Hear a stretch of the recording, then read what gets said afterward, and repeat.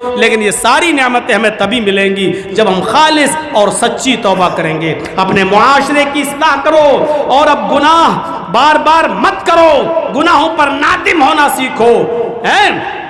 اور دیکھیے آج کے اس اوریانیت کے دور میں, کل میں نے جس کی طرف اشارہ کیا تھا میرے بھائیوں, آج ان تمام گناہوں کی وجہ سے آج اللہ کی نعمتیں ہم سے چھین لی جاتی ہیں. اور اس طریقے کا سبق حاصل کرنا چاہیے ہر جلسے والوں کو بھی, جس طریقے سے میں نے کل بھی اشارہ کیا تھا.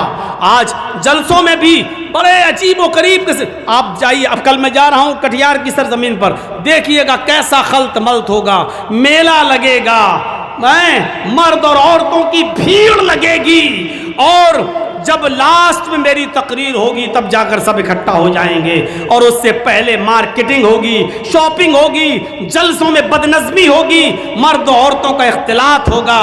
میرے بھائیوں یہ بڑی اچھی چیز ہے جو ہمیں نیما کے جلسے میں دیکھنے کو ملتی ہے کہ اللہ کا شکر ہے کہ یہاں کے لوگ اس طریقے کا انتظام کرتے ہیں کہ مردوں کا عورتوں کے ساتھ اور عورتوں کا مردوں کے ساتھ اختلاط نہ ہونے پائے ہیں, اور دکانوں پر عورتیں نہ آئیں اس طریقے کا انتظام کرتے ہیں. اور یہ بہت بڑی چیز ہے. بہت سے دکان والے بیچارے لڑتے بھی ہیں کہ آپ کیوں لیڈیز کو روک رہے ہیں, کیوں نہیں آنے دیتے ہیں ہماری دکان پر, ہم چند روپیہ کمانے کے لیے. میرے بھائیوں آج جلسے والوں نے بھی جلسے دوسری سرزمینوں پر اسی لیے کرنا شروع کیا. لوگوں نے ان کو مشورے دیے بھائی میلے ٹھیلے بند کرو, تو جانتے ہو کیا کہتے ہیں, اگر میلہ نہیں لگائیں گے تو بھیڑ نہیں ہوگی, اور بھیڑ نہیں ہوگی تو عورتیں نہیں آئیں گی, اور عورتیں نہیں آئیں گی تو ہمارے جلسے میں چندہ نہیں ہوگا.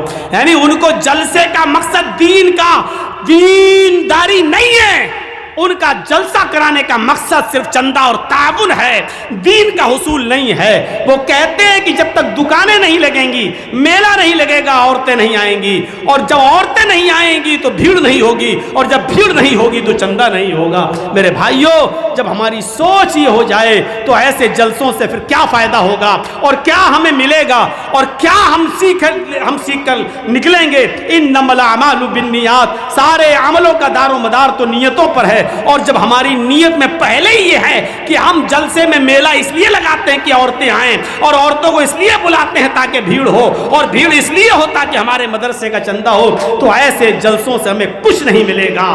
کوئی دین اور کوئی دینداری ہمارے ماحول میں اور ہمارے سماج میں نہیں آئے گی. اس لیے دعا کیجئے کہ اللہ رب العالمین ہماری بھی اصلاح فرمائے, ہمارے جلسوں کی بھی اصلاح فرمائے, اجلاس کی بھی اصلاح فرمائے. یہی چند باتیں مجھے آپ کے سامنے رکھنا تھیں. اس امید کے ساتھ رخصت ہوتا ہوں کہ انشاءاللہ ہم گناہوں